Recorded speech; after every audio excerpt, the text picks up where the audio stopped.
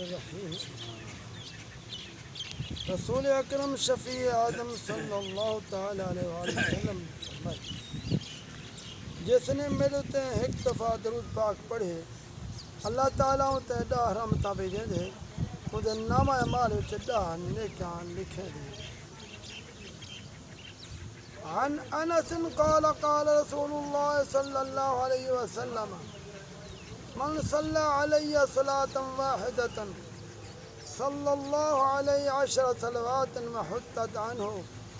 10 خطیات ورفعت له 10 درجات۔ فرمایا رسول اللہ صلی اللہ علیہ وسلم نے جس نے میرے سے ایک بار درود پاک پڑھے اللہ تعالیٰ انہیں 10 رحمتاں بھیجیں دے، انہیں 10 گناہ مٹا دیتے ویندن اور انہیں 10 درجے بلند کر دیتے ہیں۔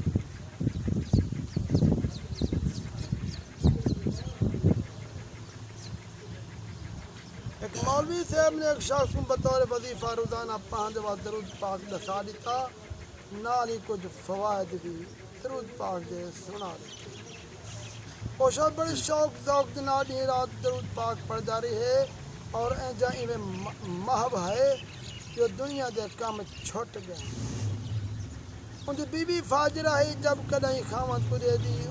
تو ان کے منہ تے درود پاک دا ورد جاری رہندا ان کو بیاد ناگوار معلوم تھی گا۔ ایک نیو عورت بولی ارے بدبختہ کیا تم ہر وقت صلی علی محمد آدارانی کو چھوڑ دے، مرد بن کچھ کماتے گھننا مگر ان دا خامد باوجود ان جی تانو تشنی دے درود پاک دا ورد نہ چھوڑے گا۔ اتفاق نالو شخص کی مہاجن دا مکروہ دا وہ مطالبہ کیتے نہیں دے سکے، وہ مہاجن نے عدالت دعویٰ دائر کر دیتے ان دی عورت کو اور موقع مل گئے، خوب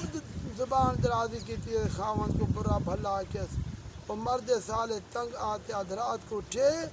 دربار الہی وچ نہایت زاری کیتی عزیزاں عرض کیتا اللہ تو سب کو جہاں دی میں بیوی مہاجر کنا لاچار ہو گیا تو بے سارے نہ سارا ہی حاجت مندے دا حاجت روائی دریا رحمت جوش ہے امت سالے تے اللہ تعالیٰ نے نظر مسلط کر دی۔ وہ خواب ہے جٹھے ایک بزرگ نہایت حسین و جمیل پاکیزہ صورت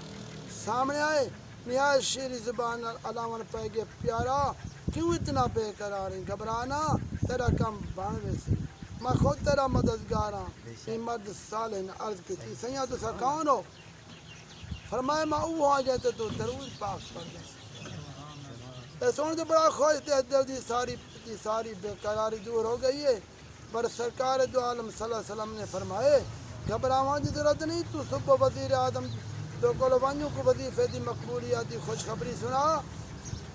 جب وہ مرد درویش بیدار تھے صبح پہ ٹوٹے پھٹے لباس دے نال وزیر اعظم دی رہائش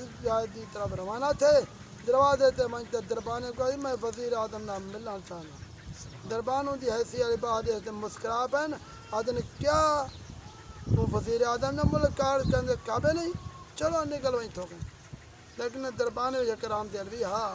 ان کو رام آ گیا کہ بھائی ٹھہر وہیں میں وزیر صاحب کا عرض کروں۔ اجازت ہو گئی ملاقات کر گئی، وزیر صاحب ماجرہ بیان کی تھی تم آ کے آدمی کو گھن لو۔ جب وزیر کو پہنچے تو وزیر دے پوچھتے ہوں سارا واقعہ بیان کر دیتے۔ وزیر اعظم وظیفے دی خوشخبری سنی بڑا خوش تھیا جو میرا وظیفہ 100 دے 300 میرا وظیفہ اللہ دے محبوب دے دربار رسالت قبول تھی گئے، خوشخبری مل گئی، وہ 100 دے 300 روپے دے رخصت۔ جب مرد سالے پیسے گھنٹے گھر پہنچے بیوی کو دیتا تھی وہ خوش تھی گئی، بیوی کو پیدا ہونے کے بعد آپ کم درود پاک مشغول ہو گئے۔ مقدمے کی تاریخ آئی ہے تو 100 روپیہ گھنٹے عدالت میں پہنچے حاکم دے سامنے رکھ دیتے قرض خواہ مہاجر روپیہ دیکھ حاکم کو آکھن لگا جناب یہ روپیہ کے ساتھ چوری کرتے گئے کیونکہ ان کو تو کچھ بھی نہ آئے سنیا ہے۔ یہ سنتے حاکم پوچھتے دسا سیدھا آلے روپیہ کتوں آگے ورنہ قید کر کے نہیں سکتے تھے۔ وہ آگے صحیح یہ گال وزیر اعظم کے معلوم کرو میں کوئی بتا میں کتوں آئے۔ حاکم نے وزیر اعظم نے خدمت خط لکھے، وزیر صاحب نے خط پڑھتے جواب لکھے جج صاحب خبردار خبردار اگر ان بندے نے ذرا بھی بے ادبی کرے سے تو کو معذور کر رہے ساں۔ جج سواب سنتے خوفزدہ ہو گئے، مرد صالح کا بھی کرسی تے والا بھی لائے بڑی خاطرداری کی تھی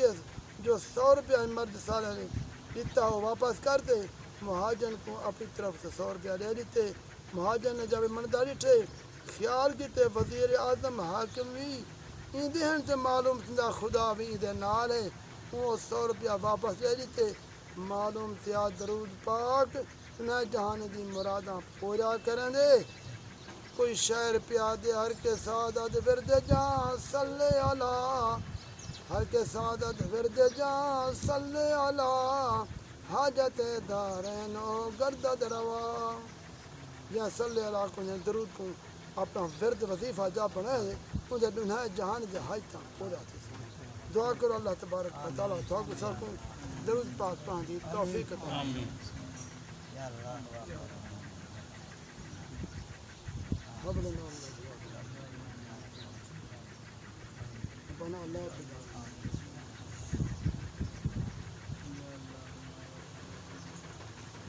لا الہ الا اللہ